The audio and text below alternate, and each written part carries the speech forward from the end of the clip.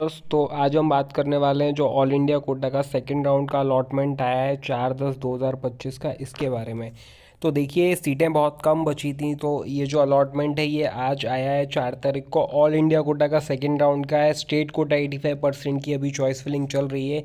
बाकी all India quota की बात करें तो अपन जैसे शुभदीप इंदौर की बात कर लेते हैं। तो शुभदीप का जो ओपनिंग स्कोर था वो 378 था, है ना। 378 पे ओपनिंग स्कोर था और क्लोजिंग स्कोर जो था वो था 335। ठीक है, उसके बाद में राजीव गांधी की बात करें तो 373 आपका ओपनिंग स्कोर था और क्लोजिंग स्कोर था 309। राजीव गांधी के बारे में बता दूं, उस कॉलेज की फ़ीस ज़्यादा कम है, इसलिए इस कॉलेज का जो कट ऑफ है वो ज़्यादा जा रहा है। इसके अलावा एलएन की बात करें तो एलएन का जो ओपनिंग स्कोर था वो 320 था और क्लोजिंग स्कोर 269 है। इसके अलावा इंदौर का एक और कॉलेज आर एन कपूर की बात करें तो आर एन कपूर का जो ओपनिंग स्कोर था वो 308 था और क्लोजिंग स्कोर 276 है। Om Ayurvedic medical college and hospital Betul की बात करें तो 267 इसका ओपनिंग स्कोर था और 267 इसका क्लोजिंग स्कोर है। मानसरोवर आयुर्वेदिक मेडिकल कॉलेज भोपाल की बात करें तो 334 इसका ओपनिंग स्कोर था और 265 पे ये क्लोज हो गया है। कॉर्पोरेट आयुर्वेदिक की बात करें तो 330 इसका ओपनिंग स्कोर था और 265 पे ये क्लोज हो गया है। श्री साई इंस्टीट्यूट जो मानसरोवर का कॉलेज है उसकी बात करें तो 297 इसका ओपनिंग स्कोर था और 263 पे ये क्लोज हो गया है। रानी दुलैया भोपाल का कॉलेज है, इसकी बात करें तो 318 ओपनिंग स्कोर था और 259 इसका क्लोजिंग स्कोर था। रामकृष्ण आरकेडीएफ की बात करें तो 297 इसका ओपनिंग स्कोर था और 256 इसका क्लोजिंग स्कोर है। वीना वादनी आयुर्वेदिक मेडिकल कॉलेज की बात करें तो 288 इसका ओपनिंग स्कोर था और 252 पे ये क्लोज हो गया है। डॉक्टर शंकर दयाल शर्मा की बात करें तो 325 इसका ओपनिंग स्कोर था और 240 पे क्लोजिंग स्कोर है। तो देखिए, अगर आपको काउंसलिंग के रिगार्डिंग कोई डाउट है या सेकेंड राउंड में आपको सीट अलॉट नहीं हुई है और थर्ड राउंड में आप जाने का सोच रहे हैं, कंफ्यूज हैं कि थर्ड राउंड में क्या होगा, उसके बाद सीएलसी का राउंड क्या होता है, तो आप हमारे थ्रू काउंसलिंग करवा सकते हो।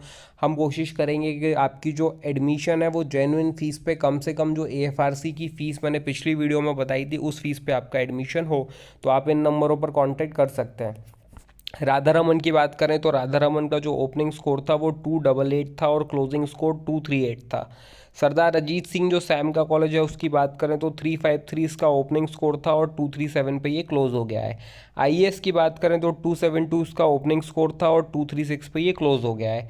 सरदार पटेल बालाघाट की बात करें तो 279 इसका ओपनिंग स्कोर था और 234 पे ये क्लोज हो गया है। फैकल्टी ऑफ आयुर्वेदा मानसरोवर का जो कॉलेज सीहोर में उसकी बात करें तो 307 इसका ओपनिंग स्कोर था और 232 पे ये क्लोज हो गया है।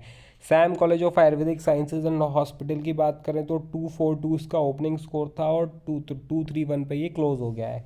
आईएएस जो नया कॉलेज आया है उसकी बात करें तो 304 इसका ओपनिंग स्कोर था और 230 पे क्लोज हो गया है। स्कूल ऑफ आयुर्वेदा सैम का ये कॉलेज है, 234 ओपनिंग स्कोर था और 227 पे ये क्लोज हो गया है। पंडित शिव शक्तिलाल शर्मा आयुर्वेदिक मेडिकल कॉलेज रतलाम की बात करें तो 424 इसका ओपनिंग स्कोर था और 227 पे ये क्लोज हो गया है। एसआरके की बात करें सर्वपल्ली राधाकृष्णन की तो 328 इसका ओपनिंग स्कोर था और 222 पे ये क्लोज हो गया है। अब देख सकते हैं बाकी कॉलेजेस का भी जो ओपनिंग क्लोजिंग स्कोर है वो ये रहा। इसके अलावा होम्योपैथी का भी आप देख सकते हैं। तो देखिए, बहुत सारे बच्चे हैं जिन्हें सीट अलॉट नहीं हुई है सेकेंड राउंड में। महाराष्ट्र के भी बच्चे हैं जिन्हें सेकेंड राउंड में सीट नहीं मिल पाई है, जिनके नंबर 180 से नीचे थे, उन बच्चों को सीटें अलॉट नहीं हुई हैं सेकेंड राउंड में।